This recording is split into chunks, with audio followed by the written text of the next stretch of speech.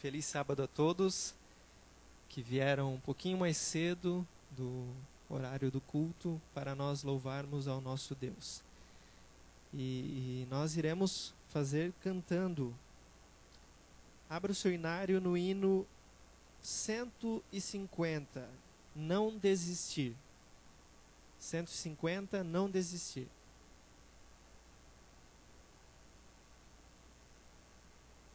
Essa é a esperança do cristão.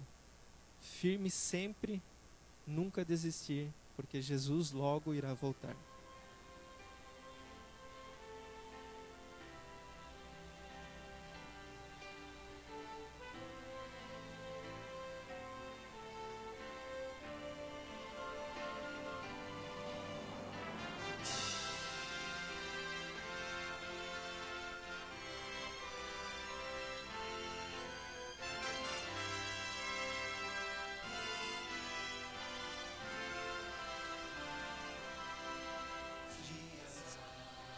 Bem sei em que triste te sentes, sem ter esperança e prazer.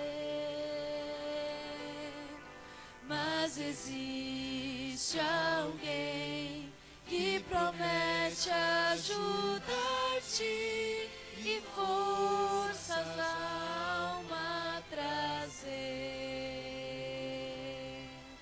Não desistir, Cristo vem logo,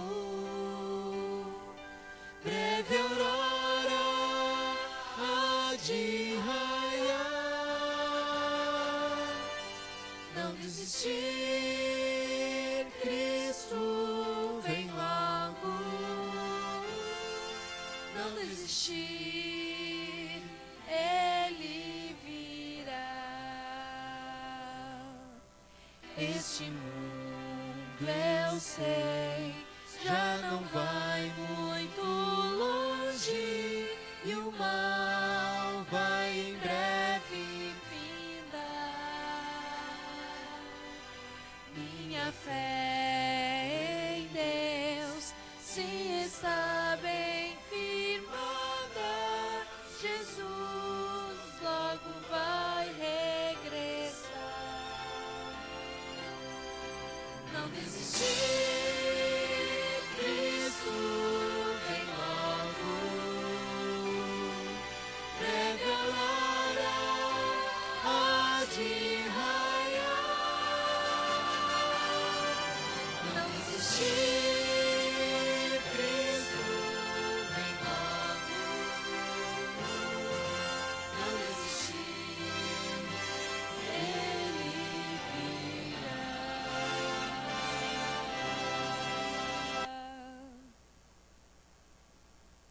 Vamos cantar o hino 152, Vencendo vem Jesus.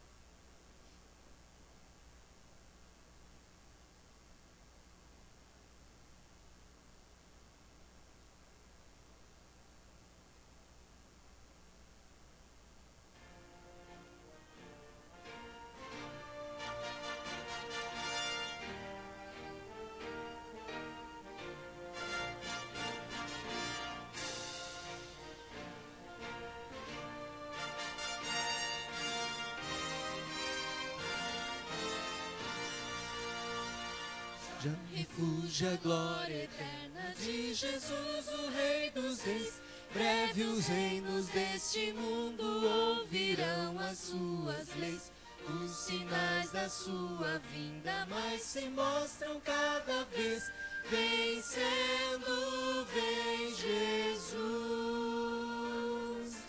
Glória, glória, aleluia.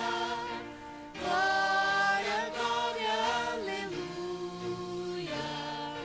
Glória, glória, aleluia. Vencendo vem Jesus. O clarim que chama os crentes, a batalha já soou. Cristo à frente do seu povo, multidões já conquistou. O inimigo em retirada, seu furor patenteou. Vencendo vem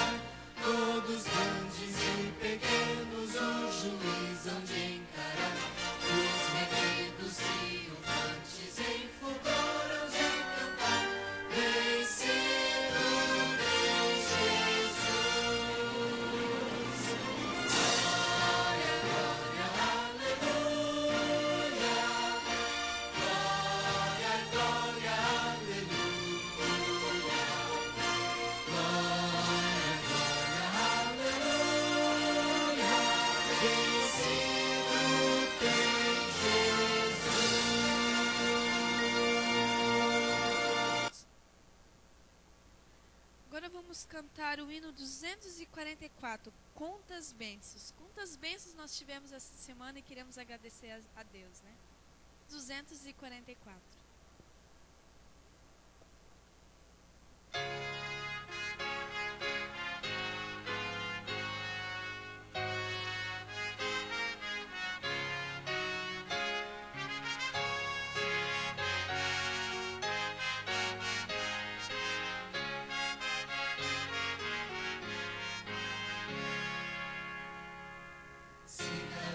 As ondas procelosas são, se com desalento julgas tudo vão.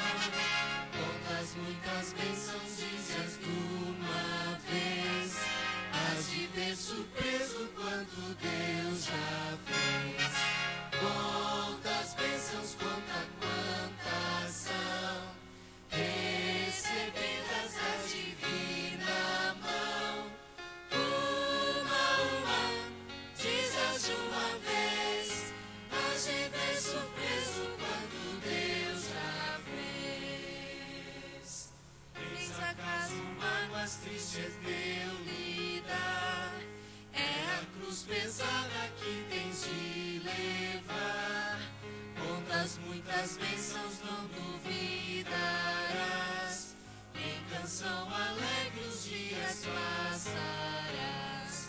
Quantas bênçãos, conta quantas são, recebidas da divina mão.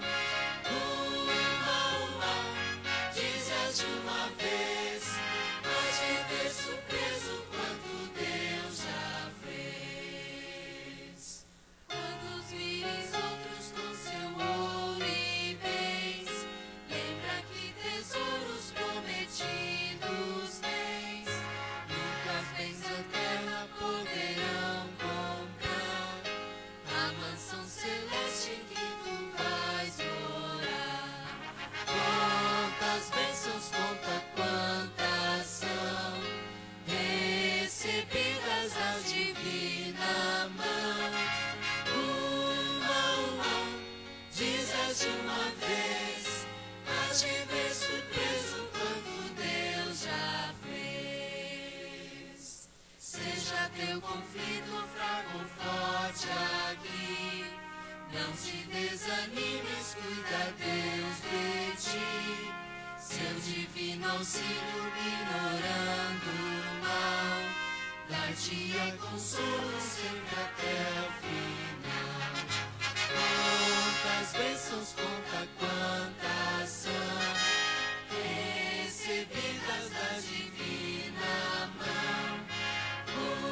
Uma, dizes de uma vez, hás de ver surpreso quanto Deus já fez.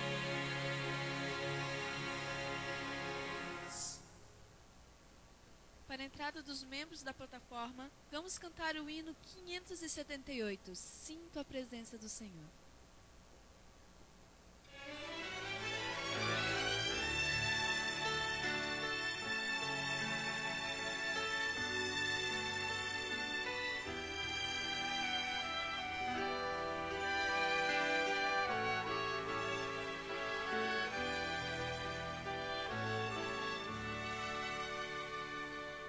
Sinto a presença do Senhor neste lugar, seu poder e sua graça, seu amor. Posso ver em cada face sua beleza irradiar.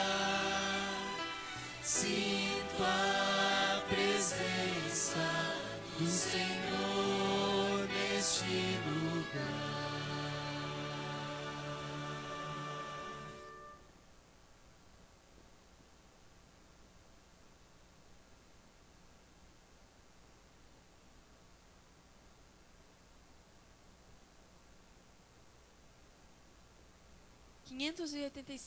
Ó adorai.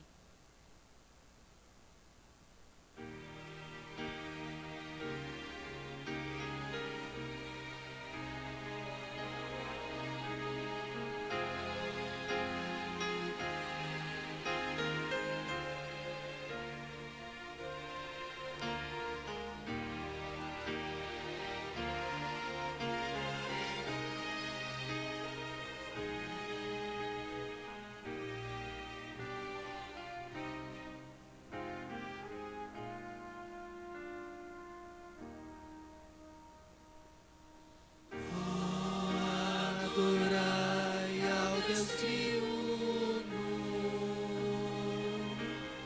pois Ele é Deus onipotente.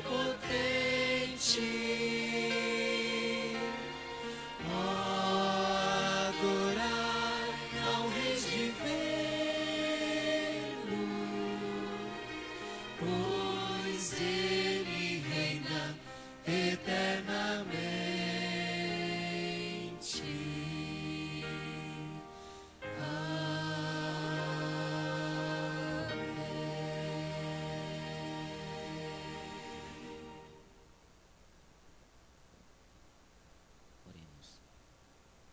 Maravilhoso Deus, amorável Pai, nesta manhã de sábado estamos imensamente agradecidos, Senhor, pelas bênçãos que nos proporcionaste nessa semana passada.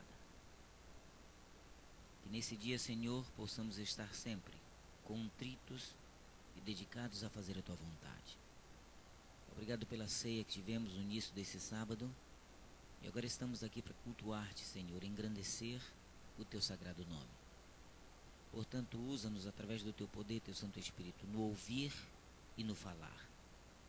Que Teus santos anjos estejam sobre nós, derramando sobre nós o poder maravilhoso do Teu Santo Espírito. Aceita nossa adoração. E humildemente te fazemos, não porque temos méritos, mas agradecidos estamos pelo sacrifício maravilhoso de Cristo Jesus na cruz do Calvário por cada um de nós. Em nome de Jesus te pedimos agradecidos essas bênçãos. Amém, Senhor.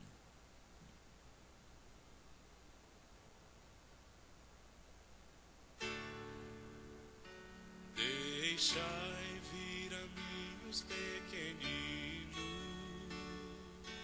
Vinde a Jesus, vinde a Jesus.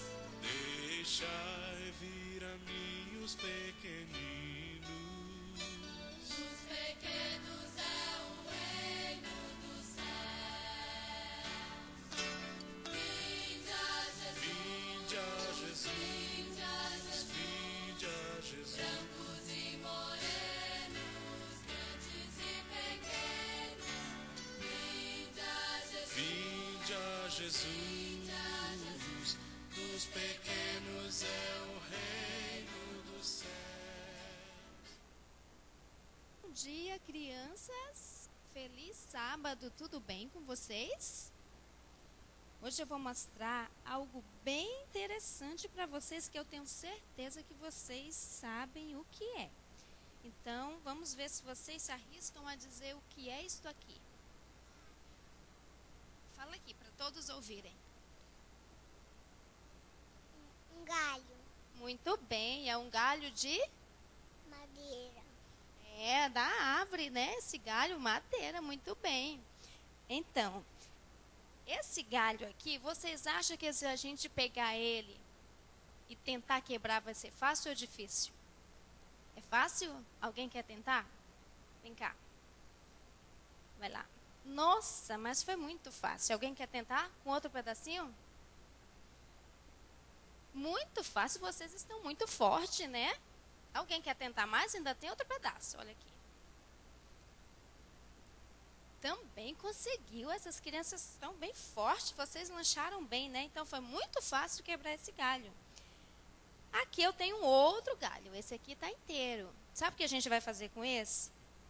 Nós vamos colocar dentro desse cano, olha, tem um espaço aqui para a gente colocar ele. Prestem atenção. Pronto. Agora, se a gente tentar quebrar esse cano com ele dentro, será que a gente vai conseguir? Alguém quer tentar? Então, vamos ali ela aqui, que ela ainda não tentou. Vai pegar o cano, não é o galho, tá? Vamos lá. Segura. Vai, tenta. Difícil? Não dá. Quer tentar também? Nossa, ele amassou, mas ele não quebrou. Mas ele está forte, hein? Então, olha só. Sabe o que eu quero mostrar para vocês? Que a nossa vida, quando a gente está longe de Jesus, a gente fica que nem esse galinho aqui, desprotegido. E esse caninho aqui, ele está representando quem? Jesus. Quando nós estamos pertinho de Jesus, nós ficamos protegidos. E muito tempo atrás, Jesus morreu. Vocês estão vendo atrás de vocês ali uma cruz? Então, ele morreu numa cruz parecida com essa aqui, para nos salvar. Então, ele pagou o preço dos nossos pecados. E ele morreu para que a gente pudesse ser protegido contra o mal. Então, só que daí, para a gente ser protegido contra o mal, o que a gente precisa fazer? Estar pertinho de Jesus, vindo para a igreja, como vocês vieram, orando, conversando com Jesus, obedecendo. Mas quando nós, às vezes, trocamos Jesus para ficar só no videogame, na televisão, no computador, só com os brinquedos e não tiramos tempo para ficar perto de Jesus, sabe o que acontece? Do inimigo, aí ele vem, nos machuca e faz assim, ó, quebra, igual o galinho que nós quebramos aqui, porque a gente está desprotegido. Então, Jesus hoje está fazendo um convite especial para cada um de nós, para que a gente possa sempre estar pertinho dele. E enquanto muitas pessoas estão pensando que a Páscoa é só chocolate, coelhinho, feriado, que dá para festejar, sair, passear, a gente deve lembrar que a Páscoa a gente tem que comemorar, lembrando que um dia Jesus lá atrás morreu para nos salvar. Então, quem aqui quer estar pertinho de Jesus sempre? Nossa, que bom, amém, né? Que todos nós queremos. Então, vamos fechar o olhinho, fazer uma oração a Deus, tá? Querido, maravilhoso Senhor, obrigado, ó Pai, pelo o privilégio e a oportunidade que temos, que através da morte do teu Filho amado Jesus, nós temos vida. Obrigado, Senhor, por nos proteger e nos ajuda a estarmos sempre do teu lado. Em nome de Jesus, amém. Pronto, agora podem sentar do lado da mamãe e do papai.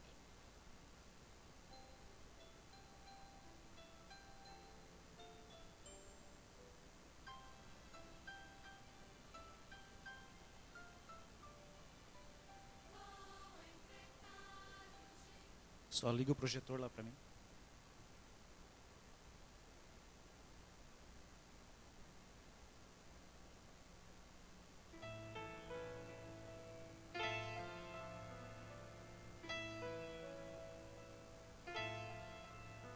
Senhor, tu me sondas e me conheces. Conheces o meu deitar e meu levantar. Para onde eu irei do teu Espírito? E para onde fugirei da tua face? Se tomar as asas da alva, se habitar no extremo do mar, até ali a tua mão me guiará, tua destra me susterá.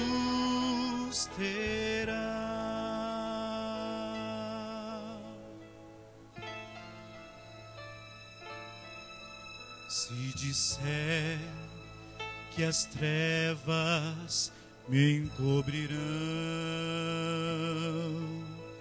e a noite escurece ao redor,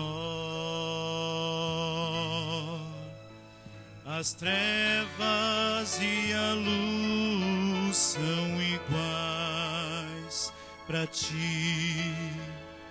Noite brilha como o dia. Se tomar as asas da alva, se habitar no extremo do mar. Até ali a tua mão me guiará. Tua destra me susterá.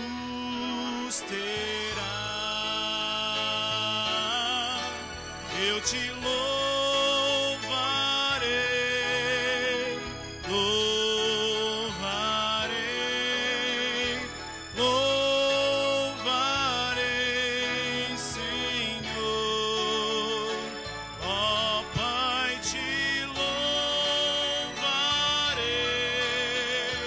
louvarei, louvarei.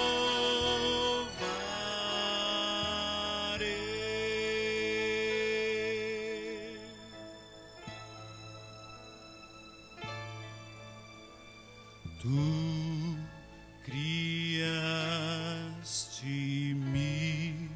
Senhor, formaste-me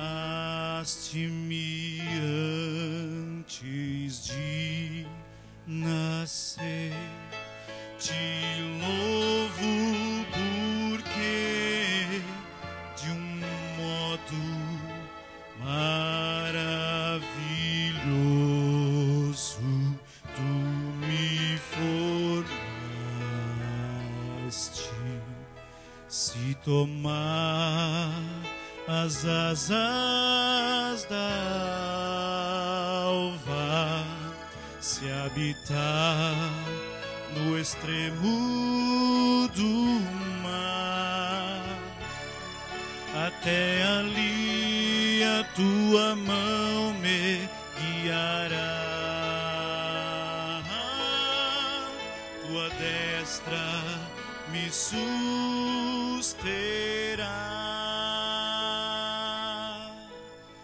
Estarei nos braços de Deus.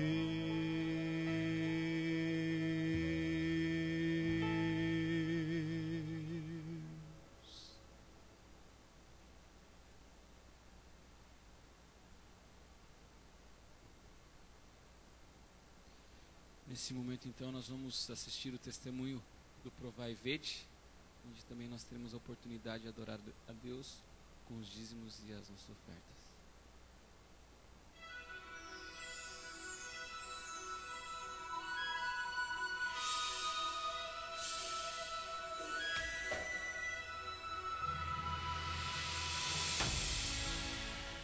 Provai e vede. História de hoje. O exemplo do sábado.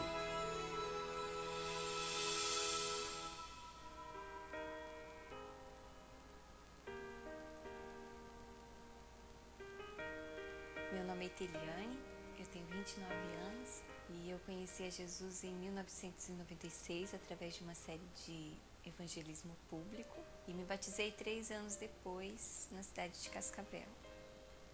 Bem, eu tinha um propósito com Deus de que todas as oportunidades que aparecessem, eu falaria de Jesus para as pessoas. Então eu participei do seminário de enriquecimento espiritual e ao pedir a Deus quem seriam as 5 pessoas por quem eu deveria estar orando, me vieram à mente as minhas amigas da faculdade e eu comecei a orar por elas. E comecei a entregar folhetos e nesses folhetos, alguns deles vinham com um canhoto para preencher o nome e o endereço, pedindo um estudo bíblico, uma oração, uma visita. E um dia uma dessas amigas devolveu o canhoto preenchido com o seu endereço, pedindo estudo bíblico e uma oração.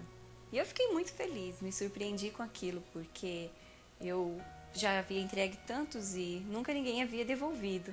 E eu, mais que depressa, conversei com ela e nós começamos a estudar a Bíblia ali mesmo na faculdade, nos intervalos de aulas. E outras pessoas viram e também passaram a participar algumas vezes conosco, mas os intervalos eram muito curtos, passavam muito rápido. Então, aquelas que moravam na mesma cidade que eu, meu esposo e eu iríamos estudar com elas no domingo. E eu só estudava na faculdade com aquelas que moravam em cidades diferentes da minha. No último ano, elas começaram a se decidir pelo batismo. uma das minhas amigas, a Dailce, ela decidiu ser batizada e selou seu compromisso com Cristo no batismo da primavera de 2010. Nesse mesmo ano de 2010, foi o ano em que concluí o meu curso. E quando saiu a data da colação de grau, a data veio para uma sexta-feira. E mais uma vez eu pude testemunhar ali do meu Criador e do dia que é reservado só para adoração a Ele e não a criatura. No dia da colação de grau, o diretor do campus chamou todos os alunos laureados, que eram os alunos que tinham obtido a maior média nos 4 anos de curso. E ele chamou ali o meu nome. E quando ele chamou o meu nome, a coordenadora virou para ele e disse a ele que eu não estava presente por motivo de religião. E ele então mencionou isso em público, que a aluna não estava presente por motivo de religião. O sábado para mim significa o elo de ligação entre Deus e os seres humanos. É o dia que Deus criou para ter um encontro especial com seus filhos. E esse dia, só Ele deve ser adorado. Adoremos agora ao Senhor com os dízimos e as ofertas, demonstrando nosso reconhecimento e gratidão. Oremos. Grande e amado Deus, eterno Pai, louvamos o Teu nome, Senhor, porque Tu és um Deus maravilhoso. Louvamos o Teu nome, ó Pai, porque agora temos a oportunidade de mais uma vez adorá-lo, através dos dízimos e também das ofertas. Pedimos que o Senhor nos abençoe ricamente e que esse gesto a Deus demonstre que o Senhor é o Deus de nossas vidas. Em nome de Jesus. Amém, Senhor.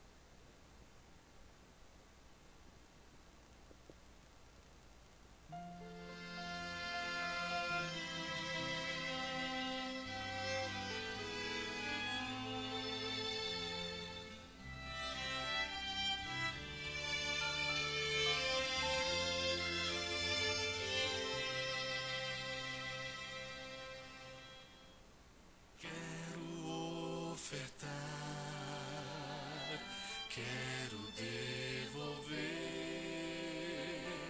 quero entregar tudo, enfim, de coração.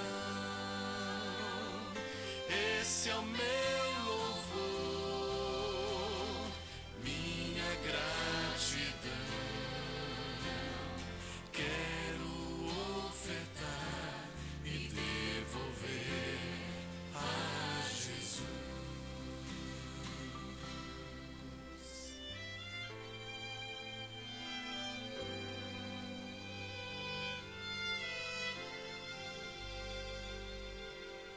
Bênção sem medida, bênçãos de amor. Quero entregar tudo, enfim, de coração. Esse é o meu louvor, minha gratidão. Quero ofertar e devolver a Jesus. Quero receber o Espírito em mim. Posso ver o céu a chover, bênção sem fim.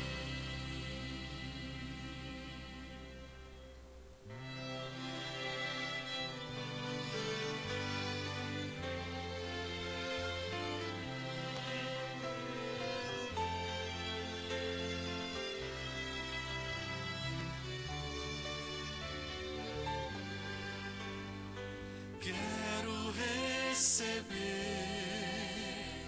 o Espírito em mim. Posso ver o céu a chover, bênção sem fim. Posso ver o céu a chover, bênção sem fim. Posso ver o céu a chover.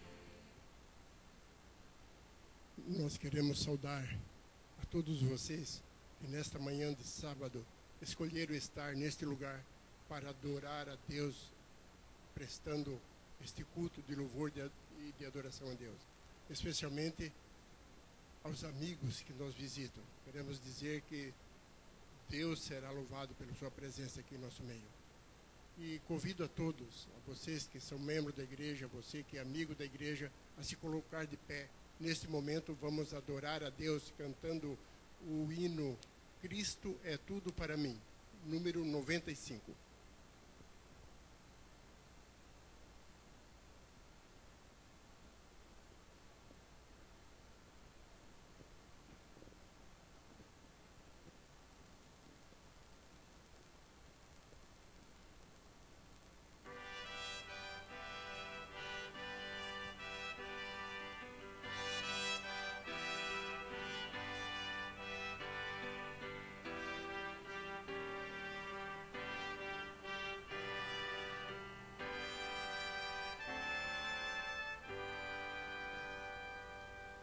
Cristo é tudo para mim, viver, sonhar, cantar. É minha força, meu bordão, sem ele que penar. Quando em pesar a ele vou, pois meu Jesus jamais falhou. Quando em pesar faz-me alegrar, Cristo é meu. Cristo é tudo para mim, amigo em aflição. Eu dele bênçãos vou buscar e dá-me em profusão. Envia chuva, sol e luz, colheita farta, dons a fluxo. Sol, chuva e luz, bênçãos a fluxo, Cristo é meu. Cristo é tudo para mim, leal eu lhe serei.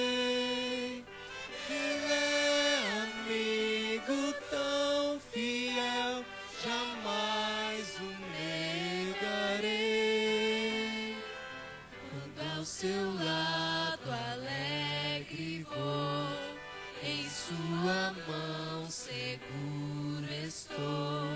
Só com Jesus tudo reluz, Cristo é meu. Cristo é tudo para mim, só Ele satisfaz. A confiança nele pus, não mais me falta paz.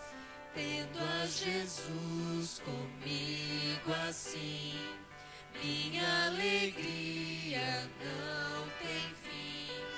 Vida eterna, livre do mal, Cristo é meu.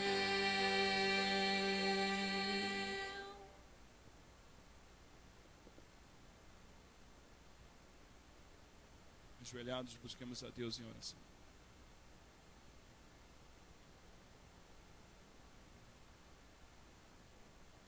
Bondoso Deus que habita no mais altos céus, louvado seja o teu santo grande nome. Aqui estamos ajoelhados, adorando a tua beleza, a tua santidade, e pelo poder do Espírito Santo, o sangue que foi derramado na cruz do Calvário, pedimos perdão pelos nossos pecados, imploramos que tu nos envolva com teu santo bom Espírito, que teus santos anjos nos acompanhem nesta adoração desse sábado. Que, de maneira especial, tu uses o teu servo, pastor Quarupi, a falar os nossos corações através da tua palavra. E que todos os que estão nos visitando, amigos, possam se sentir bem e sair daqui dizendo que teve um encontro contigo. Em nós também possamos te adorar durante todo esse santo sábado, fazendo a tua vontade. Salva-nos para o teu reino um dia, perdoa nossos pecados, aceita-nos em Jesus. Amém.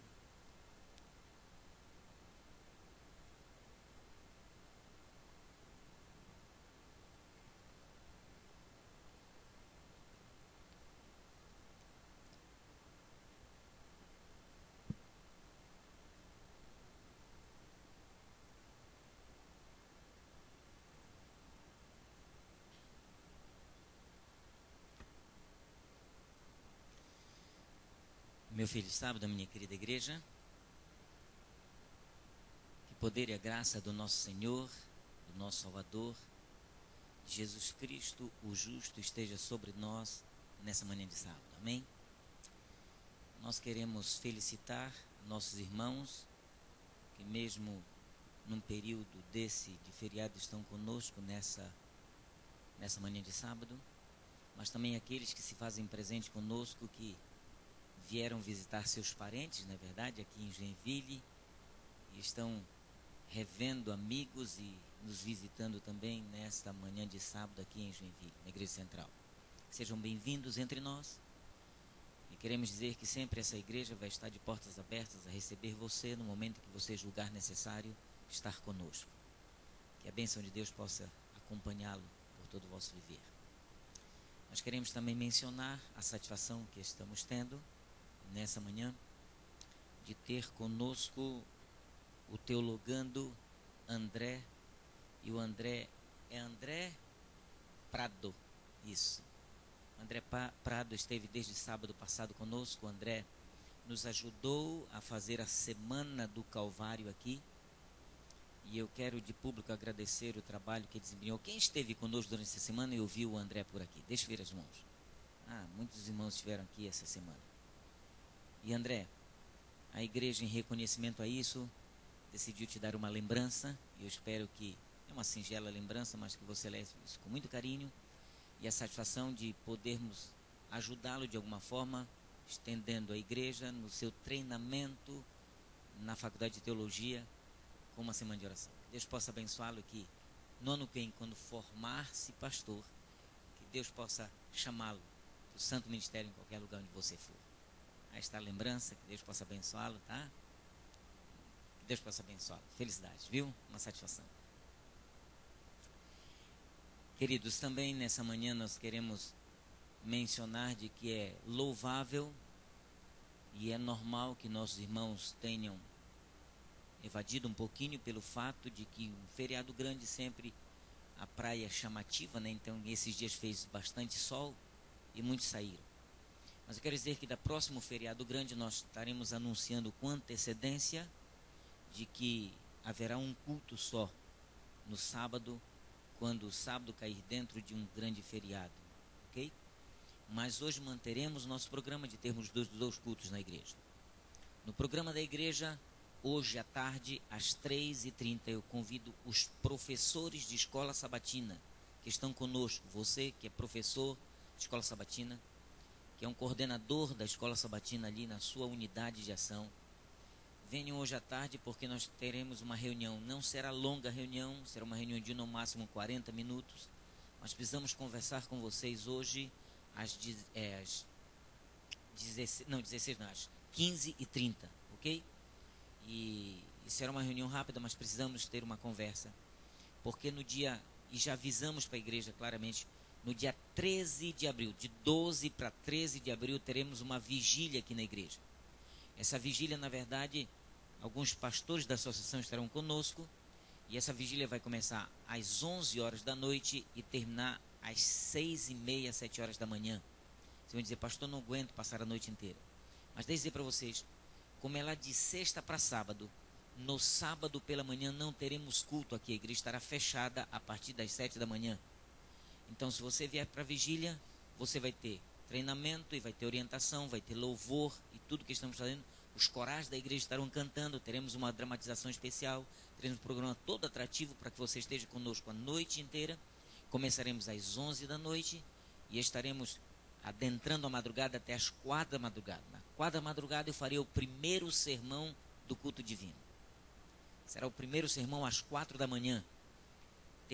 termina o sermão às 5 e começa a escola sabatina às 5 da manhã. Das 5 às 6 terá a escola sabatina. E se houver público chegando pela manhãzinha, eu farei então o segundo sermão das 6 às 7 da manhã. 7 horas vocês vão para casa dormir, ok? E voltarão para a igreja só às 16h30 para o culto jovem. Tá claro? Então, já anunciem a seus amigos e, por favor, aqueles que pensam em trazer visitas, sejam bem-vindos na madrugada, porque pela manhã, se você vier, a igreja estará fechada a partir das 7 da manhã. Você vai perguntar, pastor, por que fazer um programa desse? Eu quero saber se vocês preferem dormir ou orar. Nós teremos um programa muito bom de reavivamento e reforma e queremos fazer na madrugada com vocês, do dia 12 para o dia 13 de abril, ok? Então faça planos e venha. A igreja vai promover um lanche especial na madrugada, então não se preocupe, aqui você não vai passar fome e será alimentado espiritualmente com as mensagens que estaremos trazendo. Estamos trazendo pelo menos 4 pastores para estar palestrando conosco, não será só palestra. A igreja vai cantar também, teremos bastante música. Será um programa muito atrativo. Aqueles que têm criança, como é que fica, meus filhos? Não tem problema, traga um colchonete, traga um colchão, as salas vão estar abertas para que você coloque seus filhos ali dormindo, não há problema. E vamos ter uns monitores que estarão cuidando para que você esteja tranquilo aqui conosco nessa noite. Que Deus seja louvado. E que isso seja para a honra e glória de Deus. Amanhã, hoje à tarde, a partir das 16 horas, nós temos o Apocalipse, né, irmão João? Para aqueles que estão estudando o Apocalipse com o irmão João. São pessoas não adventistas, eles estão nesse programa. Mas para a igreja, nós temos a nossa classe bíblica do Apocalipse amanhã, às 18 horas.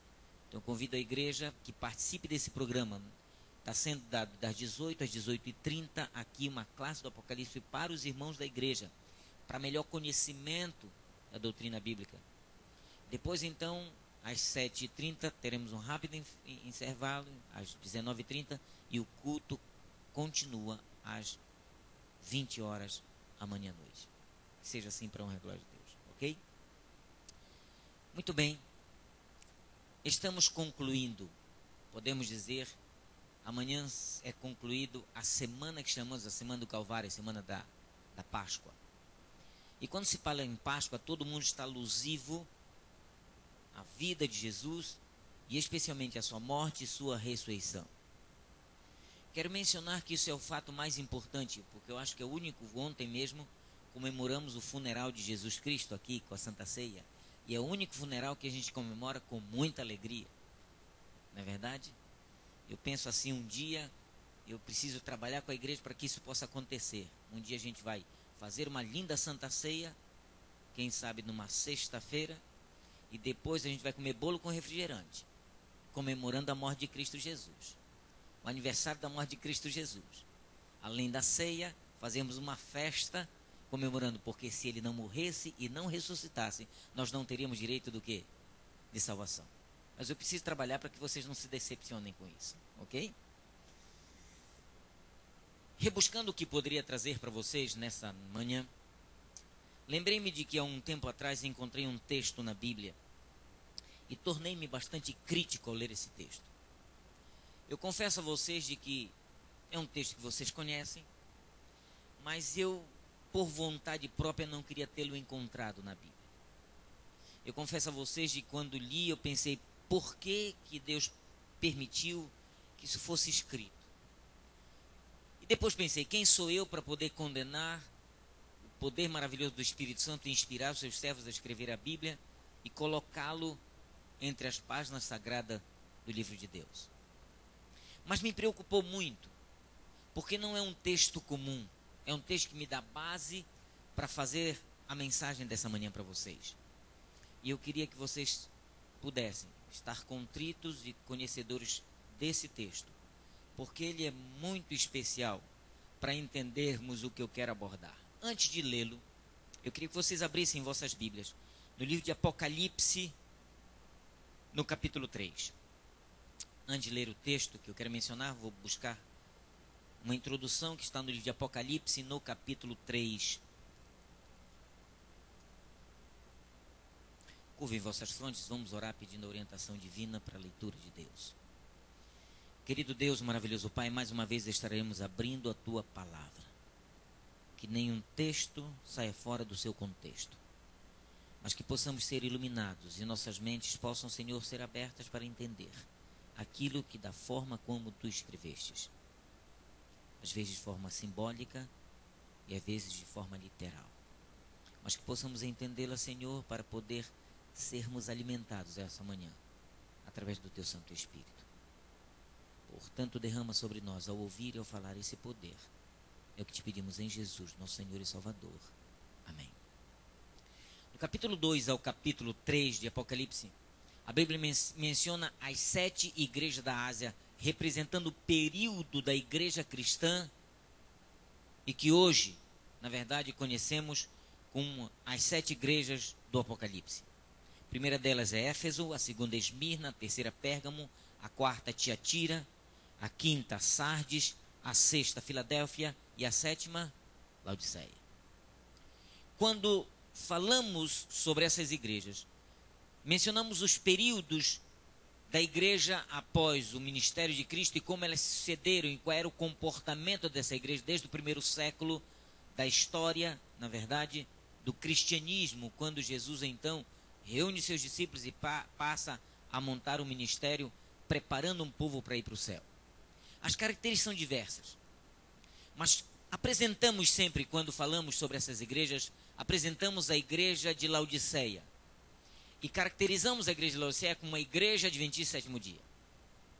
E não podemos negar de que Deus tem uma árdua orientação a Laodiceia, a nossa igreja, mas ela, antes de dar a orientação, antes de, através do Espírito Santo, antes de a Bíblia mencionar essa orientação, ela traz uma advertência a essa igreja. E está no capítulo 3, a partir do versículo 14, diz, 14, o 15, mas eu quero começar a partir do versículo 15, quando diz, conheço as tuas obras, que nem és frio e nem quente.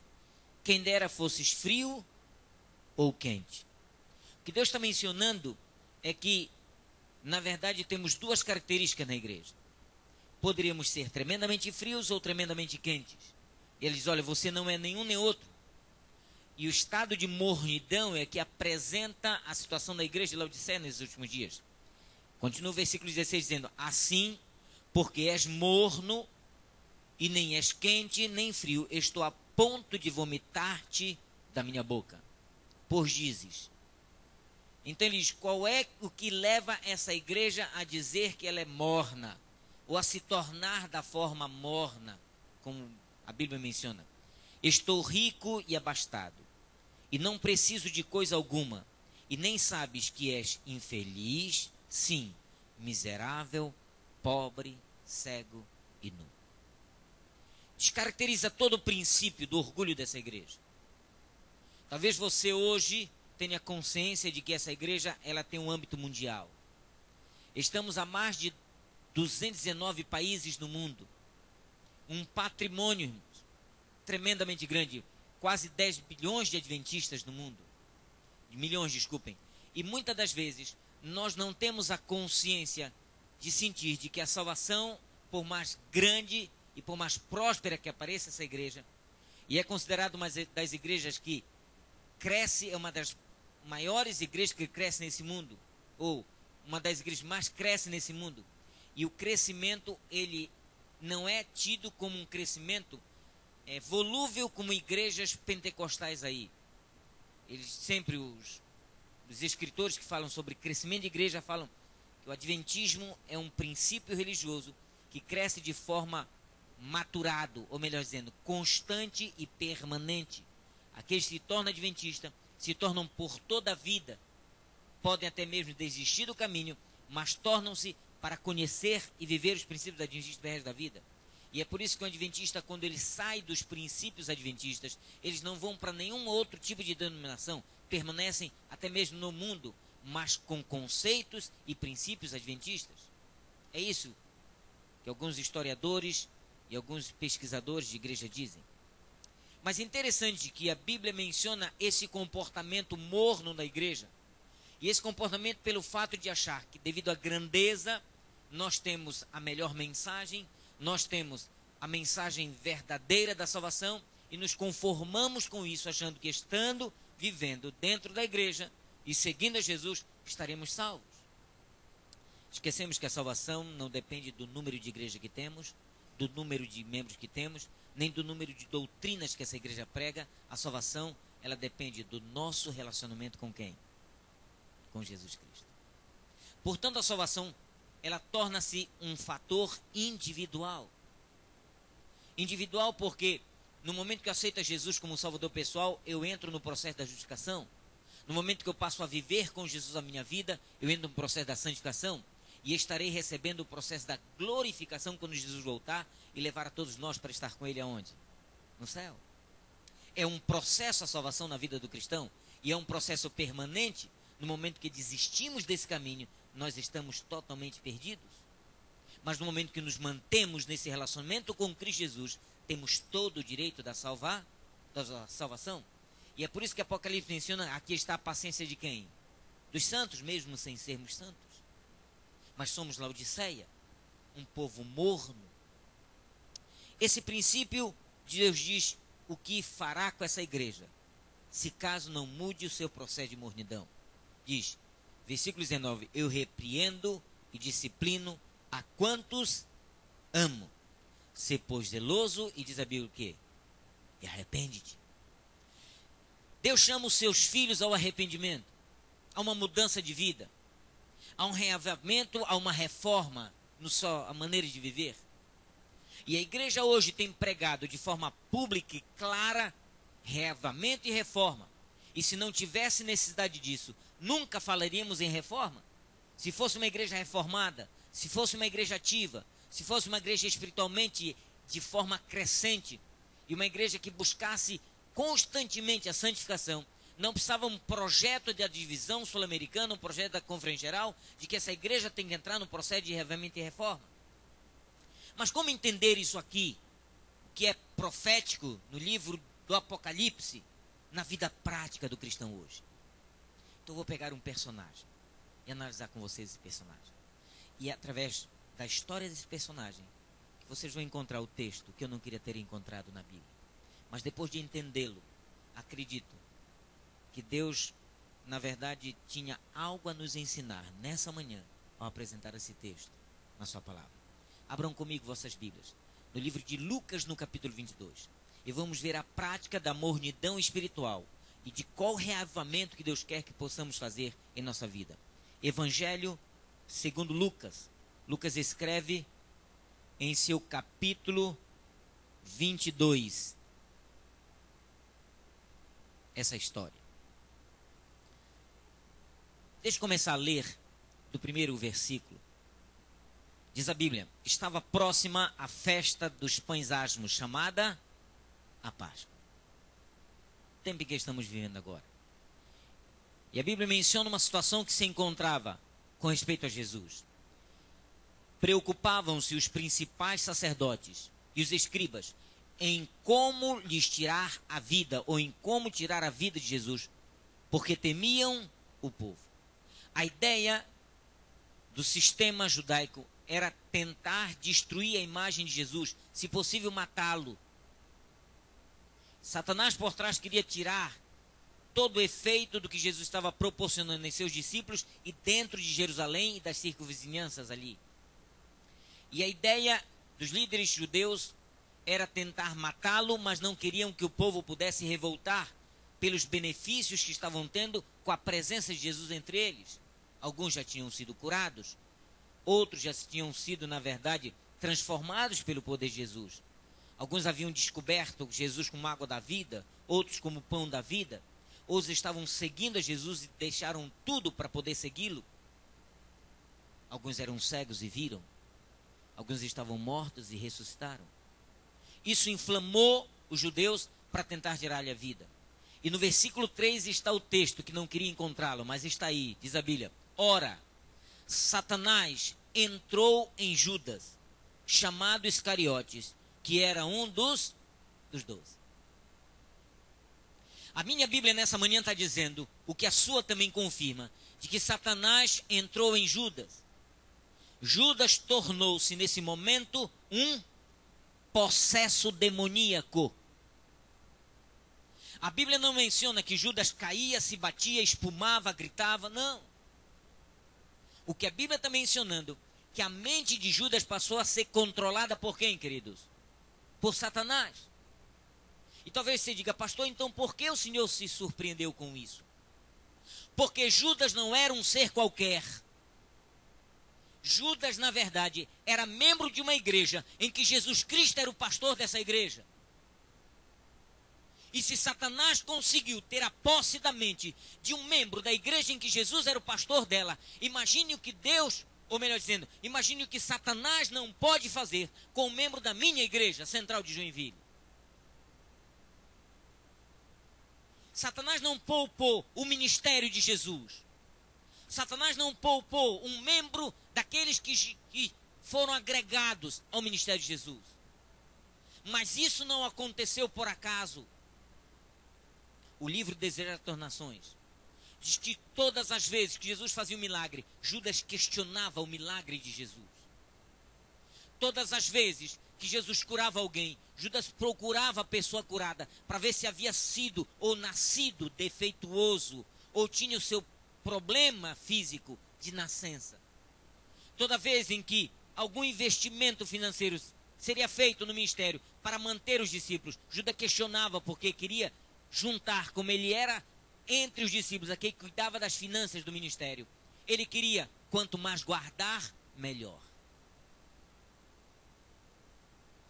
O Espírito de Profecia diz nesse livro, de que quando Maria Madalena deitou sobre os pés de Jesus um nardo puro, tirado de um frasco de alabastro, e enxugou os pés de Jesus com os cabelos, Judas questionou tremendamente, porque achava que aquele dinheiro, que a Bíblia diz que era dinheiro ganho por um ano, deveria ser o quê?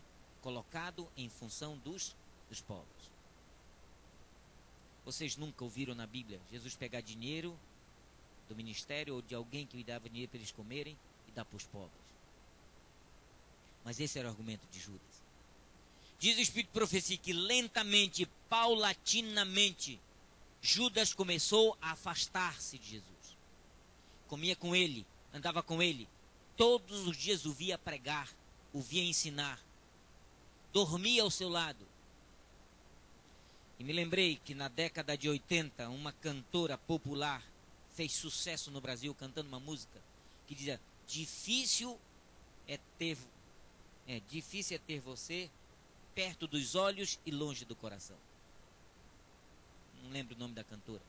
Mas dizia: difícil é ter você perto dos olhos e longe do coração. Talvez isso ilustre, na secularidade que o mundo prega, talvez ilustre a situação de Judas. Tinha Jesus bem perto dos olhos, mas passou a ter Jesus longe do coração.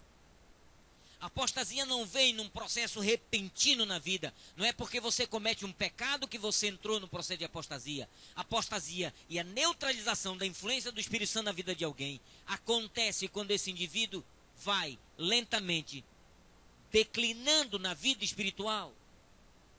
E a Bíblia diz que Satanás entrou em Judas. E agora imaginem comigo, daqui para frente, Judas tornou-se um possesso.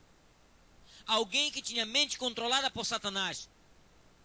E eu fiquei preocupado. Será que Jesus não cumpriu o ministério da forma como devia? Será que Jesus não orou com Judas como orou com Pedro? Será que não advertiu a Judas como advertiu a Pedro? Eu não tenho dúvida que tenha feito. A tal ponto que até na hora da ceia, na hora que estava comemorando a Páscoa dos discípulos, ele oferece a Judas o pão e o vinho. É quando Judas levanta-se. Porque sua mente estava sendo controlada pelo inimigo. Naquela quinta-feira, Jesus reuniu os discípulos e ceia com eles. E Jesus então identifica entre eles que um deles seria traidor. Pedro, preocupado, pensa: Senhor, sou por acaso eu? Não, Pedro, o traidor é aquele em que eu molhar o pão no vinho e der. E quando Jesus molha o pão e leva a Judas, se Judas pelo menos come, talvez Judas estaria assim compreendendo que aquele pão simbolizaria o corpo e o vinho, o sangue de Cristo. Talvez tivesse perdão. Mas a Bíblia diz que Judas não comeu, levantou-se e saiu. Porque sua mente estava sendo controlada por quem? Por Satanás. Busquem comigo o livro de Mateus no capítulo 26. E vocês vão encontrar ali relatos que falam quando Jesus sai daquela ceia, despede os seus discípulos e 3 deles o acompanham: Pedro, Tiago e João. E Jesus adentra o Monte das Oliveiras. E lá no Getsêmani, Jesus chama os seus discípulos e diz para eles: ficai um pouco aqui e velai comigo. E quando adentra no jardim, diz que Jesus começa a orar e o Espírito Santo começa a depor sobre os seus ombros os nossos pecados. E ele se angustiou tanto que ele roga ao Pai dizendo: se possível, passa de mim esse cálice. Mas não seja feito o que eu quero, sim o que tu queres. Até o próprio Jesus não decidiu fazer a sua vontade, mas decidiu permitir que a vontade de Deus, do Pai, fosse feita na sua vida. Muitas das vezes declinamos na fé porque passamos a fazer a nossa vontade, não a vontade de Deus. Agora, interessante que ele sente ausência, ele precisa de conforto, de carinho, e diz o Espírito de Profecia, no livro também, Grande Conflito, de que ele busca os seus discípulos e os encontra novamente dormindo.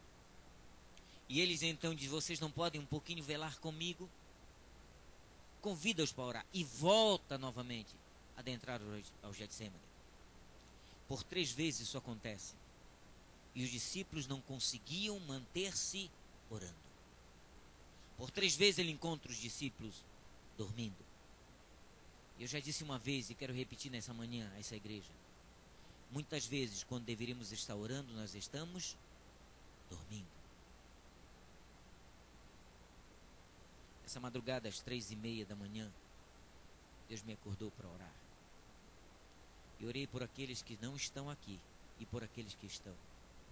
Que a Deus que aqueles que viessem pudessem ser tocados pelo Espírito de Deus. E aqueles que estivessem em processo de recreação, onde estivessem, Deus pudesse condicioná-los a procurar uma igreja e colocar sua vida na mão de Deus. Que Deus protegesse os membros da minha igreja, onde quer que estivessem. Mas me lembro de que quando a gente fala, vai ter uma vigília, a igreja começa a pensar: eu não vou conseguir passar uma noite sem dormir. Mas deixa eu dizer para vocês que Jesus nunca, o sol nasceu sem que ele estivesse antes já em vigília, em oração. Diz o Espírito de Profecia que nunca o sol encontrou Jesus dormindo. E talvez seja isso a base da sua segurança e intimidade com o Pai. Naquele momento, pela 3ª vez, ele volta a conversar com os discípulos e, como encontrou-os dormindo, decidiu não deixá-los mais dormir. E ele começa a narrar aos discípulos o que iria acontecer daquele momento em diante. E ele diz para os discípulos: olha, o pastor será tirado do meio das ovelhas e as ovelhas ficarão desgarradas. O Filho do Homem vai morrer e no 3º dia vai ressuscitar. E os discípulos, tão sonolentos, não entendiam isso. Pedro estava junto. E depois vocês podem ver que Pedro duvidou que Jesus tivesse ressuscitado. Achou que o corpo de Jesus havia sido roubado. Mas interessante que no momento em que o sol começava, o amanhecer começava a clarear, chegou Judas, o possesso, com uma turma. Capítulo 26 do livro de Mateus, a partir do versículo 42 em diante. 47, desculpem, em diante. Diz a Bíblia: falava ele ainda, e eis que chegou Judas, um dos 12, e com ele grande turba, com espadas, porretes, vindo da parte dos principais sacerdotes e do ancião do povo. Chegou Judas com uma turba, e trazendo porretes, varapaus e espadas. O cenário é de guerra. Talvez Judas deve ter dito aos sacerdotes judeus e aqueles que o acompanhavam naquela turba: vocês devem ir armados, porque de uma hora para outra ele pode desaparecer no meio de vocês. E eles decidiram ir armados com espadas e varapaus. Em outras traduções chamam porretes. E nós conhecemos isso hoje como cacetetes. Era isso que usava um soldado romano para prender um bandido. Foram como se fossem para pegar o pior bandido que existia em Jerusalém, que se chamava Jesus. Essa ideia que Judas passou para os sacerdotes, que fossem armados, e foram armados como se fossem para uma guerra. A Bíblia diz, ora, versículo 48, o traidor lhes tinha dado este sinal: aquele a quem eu beijar, esse prendei. E logo aproximando-se de Jesus, lhe disse, mestre, salve, mestre, e o beijou. Jesus, porém, lhe disse, amigo, para que viestes? Nisso, apoderando-se deles, deitaram as mãos em Jesus e o prenderam. Esse encontro, irmãos, talvez seja o único encontro que Jesus não queria ter com Judas. Quem sabe em qualquer outro momento Jesus queria ter se encontrado com Judas, mas aqui, aparentemente, ele não queria se encontrar com Judas. E Judas, quando chega e o beija, esse beijo foi de sinceridade ou de traição? Hein? Vocês têm certeza? Então, deixa eu dizer uma coisa para vocês, não vão me bater lá fora. Toda vez que nós somos falsos com nossos irmãos na igreja, toda vez que pela frente falamos uma coisa e por trás dizemos outra, toda vez que tratamos de indiferente alguém, pode ser que a nossa mente esteja sendo usada por quem? Por Satanás. Porque a traição é um processo demoníaco. A falsidade é um instrumento satânico. Cristão, na Bíblia diz, tem que ser sim, sim. Não, não. Se gostamos, gostamos. Se não gostamos, digamos à pessoa que não gostamos, com muito carinho e muita atenção, mas digamos às pessoas. Mas não podemos aparentemente tratá-lo de uma forma e defamá-lo depois de outra forma.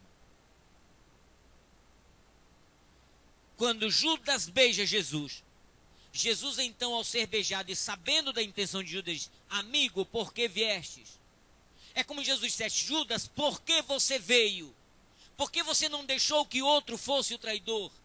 Você que andou comigo 3 anos e meio, você que me viu pregar, você que me viu curar, você que me viu ensinar, você que esteve comigo dormindo, comendo, andando do meu lado, por que você veio, Judas? Poderia ter sido outro traidor, por que você veio? Parece que Jesus estava preocupado, sabendo que Judas estava entregando, e havia entregue totalmente sua alma ao inimigo. E dali para frente talvez não tivesse mais solução de um retorno, mais solução de uma reação ao lado de Jesus. Como que diz Jesus, por que você veio? Deixasse que outro fosse o traidor, deixasse que outro cumprisse isso, mas você não, Judas, você deveria ter se mantido firme, porque deixou que o inimigo tomasse conta da sua mente. No capítulo 26 do livro de Mateus, versículo 14 em diante, ali diz a resposta que temos ao que Jesus pergunta a Judas. Por que você veio? A que você veio? Está no capítulo 26, do versículo 14. Capítulo 26, a partir do versículo 14. Então, um dos 12, chamado Judas Iscariotes, indo ter com os principais sacerdotes, propôs, que me queres dar para que eu vos entregue? E lhe pesaram 30 moedas de prata. E desse momento em diante, buscava uma oportunidade, uma ocasião para o quê? Descobrir aqui o que Judas foi fazer ali. Sabe o que Judas foi fazer, traduzindo na nossa linguagem normal e popular? Judas foi entregar uma mercadoria que ele havia vendido por 30 moedas de prata, porque para Judas, Jesus não valia mais do que 30 moedas de prata. E eu quero perguntar à minha querida igreja, quanto é que Jesus vale para você? Porque para Judas, ele não tinha valor maior do que 30 moedas de prata. Cantamos nessa manhã, todos nós, Cristo é tudo para mim. Será que ele é tudo para nós? Será que você está falando isso de coração? Disposto a abandonar tudo por Jesus? Deixa eu dizer uma coisa, talvez que você não saiba. Você é tão importante para Jesus, que diz-nos a pena inspirada, que se fosse só você que precisasse de salvação, todo o processo do plano da redenção se cumpriria na sua vida, porque Jesus estaria disposto a morrer por você, da mesma forma que morreu, se fosse só por você. Você vale muito para Jesus, você vale o preço do seu sangue, mas a pergunta nessa manhã que paira é: quanto Jesus vale para você? Porque para Judas ele não valia mais do que 30 moedas de prata. Por isso que nesse momento, depois de vender a Jesus, ele procurava uma oportunidade para entregar essa mercadoria que se chamava Jesus Cristo, que para ele só valia 30 moedas de prata. Mas vocês talvez estejam preocupados. Por quê, pastor? O Senhor nos diz isso porque nesses 31 anos de ministério eu encontrei pessoas que trocaram Jesus por besteira, decidiram não seguir a Jesus por besteira. A exemplo disso, uma vez procurei uma jovem de 16 anos na sua casa, não interferi na igreja, mas na sua casa, numa visita pastoral, e disse a ela que quando fosse para a igreja, e seria assim por toda a vida, que ela não fosse da forma como estava indo, com as unhas pintadas de vermelho, como estava adentrando na igreja, porque isso poderia trazer um mau testemunho do seu cumprimento. E ela disse que eu não devia me preocupar com a vida dela, que ela sabia o que fazia melhor da vida, e ficou tão chateada ao ponto de não querer mais seguir a Jesus. E sabe o que eu descobri? Que para aquela moça, Jesus não valia mais do que um simples vidro de esmalte. Para ela o esmalte era mais importante do que seguir a Jesus. Quanto é que Jesus vale para você? O que é que está te atrapalhando ou te tirando o rumo verdadeiro de seguir a Jesus? Conheci um jovem que quando começou a namorar com uma moça, fiquei sabendo que essa moça, ele estava namorando, a sua mãe era dona de um centro espírita de macumba, de quimbanda, de umbanda, e de que sua mãe era possessa. Disseram: pastor, fala com ele, porque ele, infelizmente... E eu fui falar com aquele jovem e disse para ele: olha, Lucas, você não pode estar namorando com essa moça. Essa moça não tem princípios cristãos. Ela está num ambiente em que Satanás domina, e sua mente também é dominada pelo inimigo. Esse pastor, não se preocupe, eu vou tirar ela de lá de dentro. Digo: Lucas, o inimigo que você está disputando contra ele não é inimigo seu, é inimigo de quem? De Deus. Ele disputa contra Deus. Eu vou falar menos do inimigo para não achar que estou engrandecendo o seu poder. Mas eu disse a ele: você não entra nesse caminho, que é um caminho sem volta. Anos depois que havia saído daquele distrito, descobri que Judas se uniu àquela moça sem casar. Lucas se uniu àquela moça sem casar. E por não ter casado com ela, a engravidou, e esse processo levou lá para dentro do centro. E até hoje ele é um possesso demoníaco junto com ela. Sabem por quê? Porque para Lucas, Jesus valia menos do que uma namorada possessa e ímpia. Quanto Jesus vale para você? Conheci uma irmã chamada Conceição. Já devo ter dito isso aqui à igreja, mas quero pelo menos prezar as minhas visitas e poder dizer isso a elas. Uma Conceição morava a 2 casas da igreja. À direita, a igreja aqui, passava uma casa, passava a segunda casa, a terceira casa era da irmã Conceição.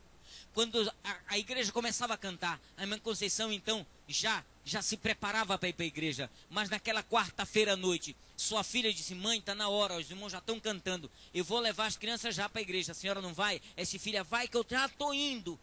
Porque a irmã Conceição estava preocupada em ver um dos penúltimos capítulos da novela, que ela não queria perder, sabendo que a novela terminaria na sexta-feira, e os capítulos estavam tão interessantes, e ela queria ver o que ia acontecer, mas a igreja começava a cantar naquela quarta-feira à noite, e ela disse para a filha: vai, leva as crianças que eu já estou indo, e ficou na frente da sua televisão, esperando que O plim-plim desce no final, para que ela pudesse ir para a igreja.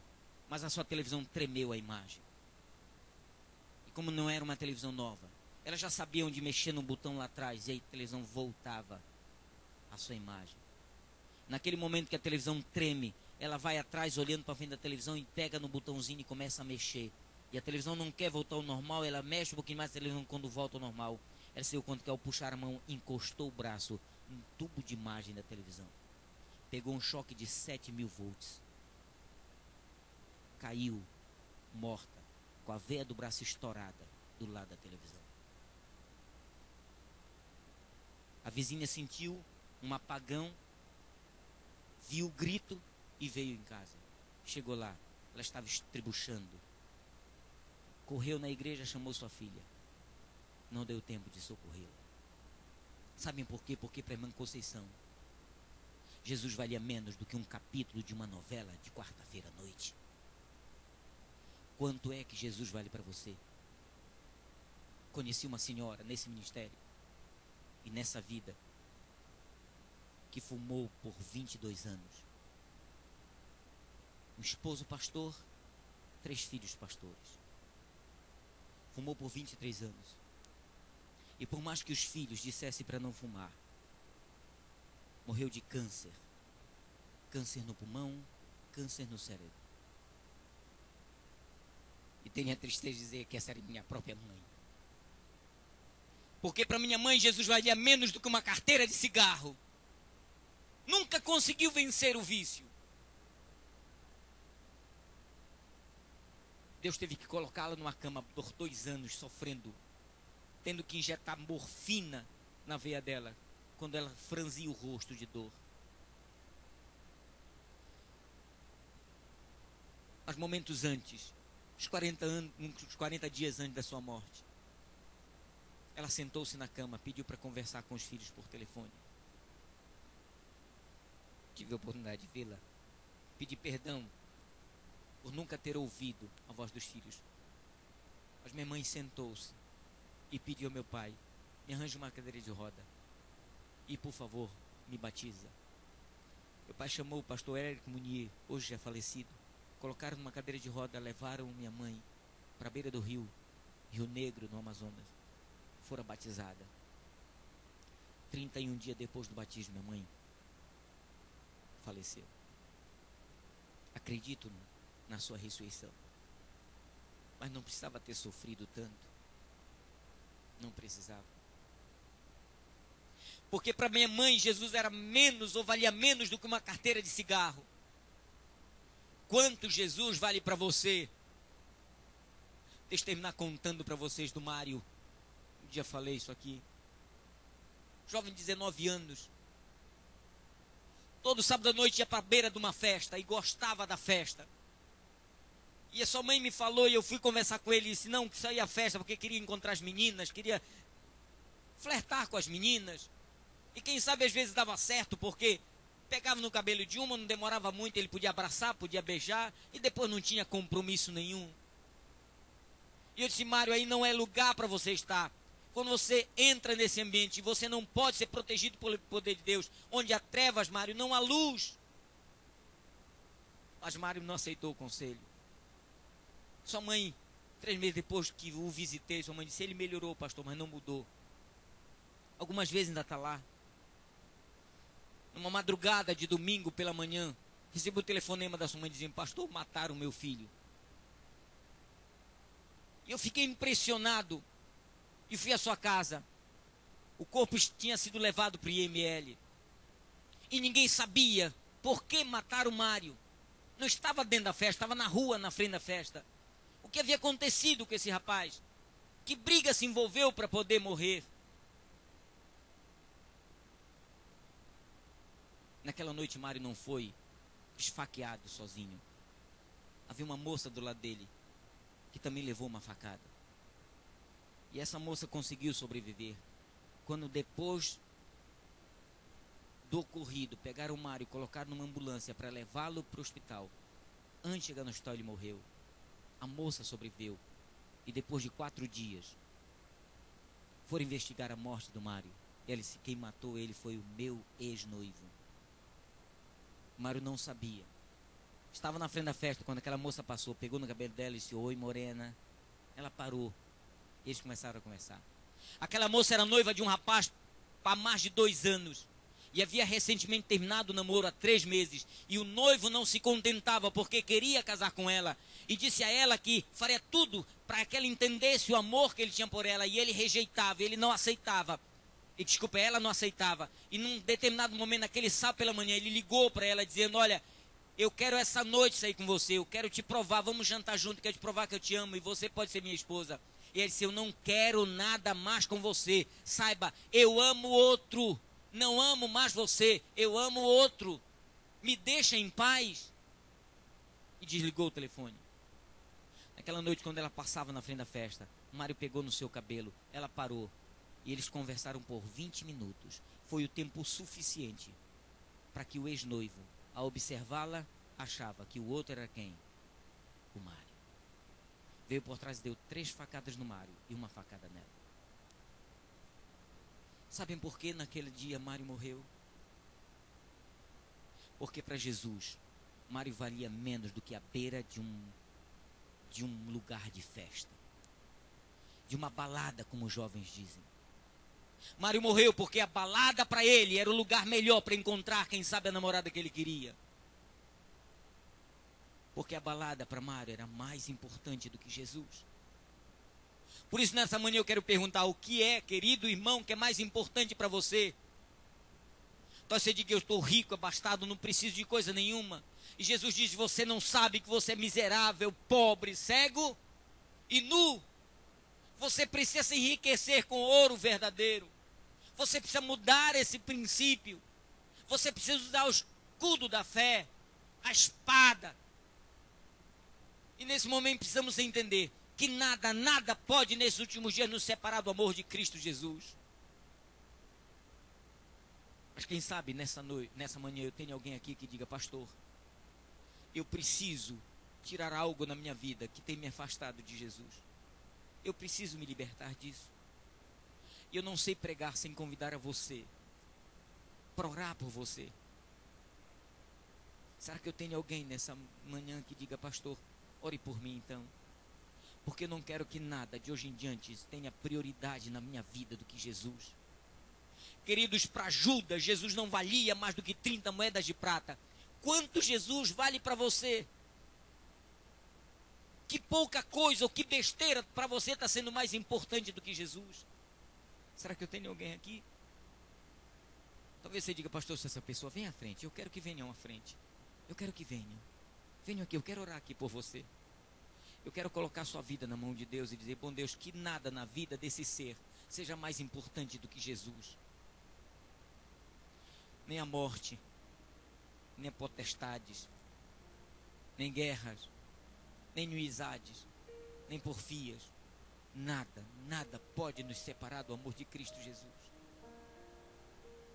Sabe, Judas foi alguém que poderia ser tido, ou sua história na Bíblia poderia ser uma história digna de um pregador do Evangelho.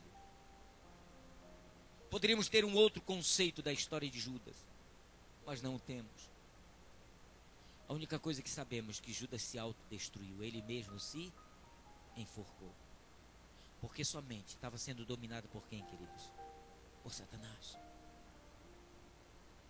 Oremos a Deus para que pequenas coisas na vida, tão pequenas coisas na vida, não nos tire o direito de viver eternamente com Cristo Jesus no céu. Oremos a Deus que a influência satânica não esteja nos tirando do caminho verdadeiro, do caminho genuíno da salvação. Oremos a Deus e peça a Deus, e só você sabe o que pode estar lhe desviando do caminho do Mestre, lhe enfraquecendo na fé, lhe tirando daquilo que Deus quer que você viva, uma vida cristã pura. Odilon, ok? Curve suas frontes, vamos orar a Deus. Mas você precisa pedir isso a Ele. Ore nesse momento. E por um minuto, enquanto você estiver orando, eu também vou orar para que nada me desvie desse caminho sagrado. Depois desse minuto, eu vou fazer uma oração ao nosso Deus.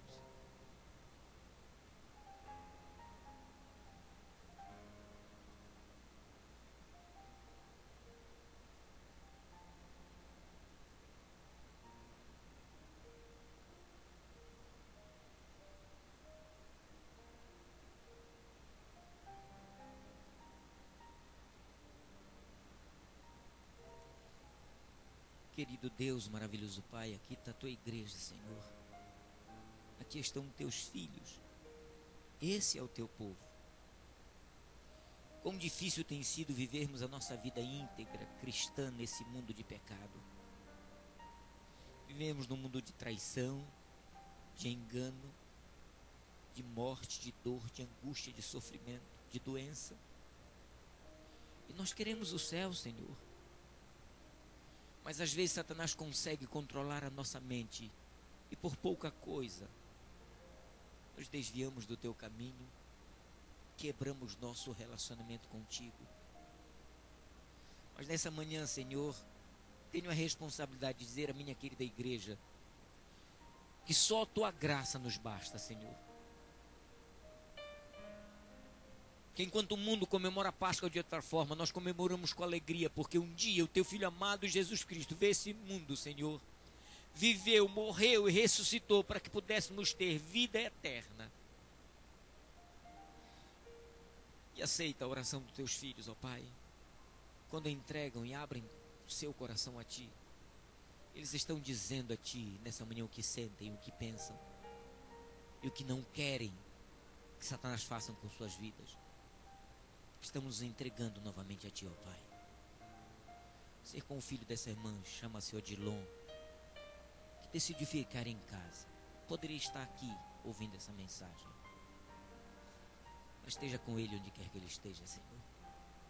Ser com nossos familiares distantes, e ser com nossos irmãos que decidiram nesse feriado sair, querem se recriar, Senhor, é um direito que eles têm, mas que não puderam ouvir essa mensagem. Que Tu possas incutir na mente deles o desejo de continuarem Te servindo, Espírito, em verdade. Para Judas, Senhor, todo o sacrifício de Cristo foi em vão. Mas para a nossa vida isso não pode ficar em vão, Senhor. Portanto, aceita-nos como estamos e transforma-nos como Tu queres que sejamos, para que possamos muito em breve estar contigo na Canaã celestial. É o nosso desejo, nossa oração, em nome do Teu Filho amado Jesus, nosso Salvador. Amém, Senhor. Amém. Que a paz do Senhor alcance o seu coração. Que você saia daqui nutrido espiritualmente, na certeza que ainda há solução para o seu problema. Amém.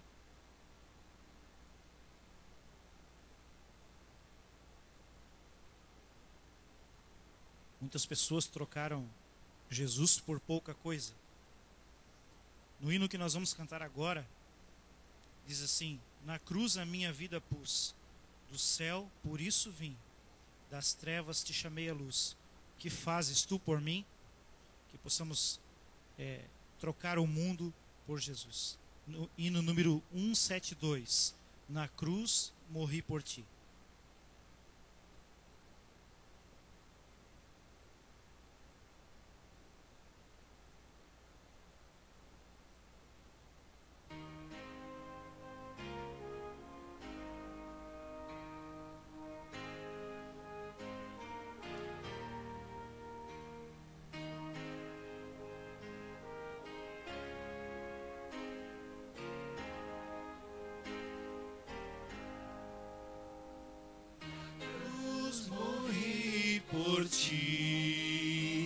Por ti, ó pecador, sangue ali verti, provando amarga dor. Na cruz a minha vida pus, do céu por isso vim, das trevas te chamei a luz. Que fazes tu por mim? Não, eu não deixei o trono lá na cruz. Em vão não permutei a glória pela cruz. Por ti deixei no céu meu lar, fui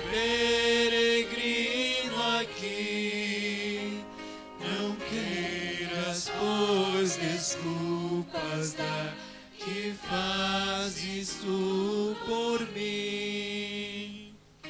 Imensa foi a dor, angústia que sofri, não pode haver maior, a ela sucumbi, mas mesmo a morte desprezei, pra te salvar assim.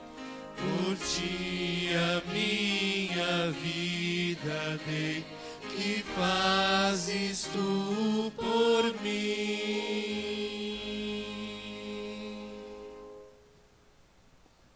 Que o teu poder, maravilhoso Deus, que a graça do teu Filho amado Jesus Cristo e a proteção e o consolo do Santo Espírito esteja sobre cada um de nós nessa manhã, hoje e para todo sempre.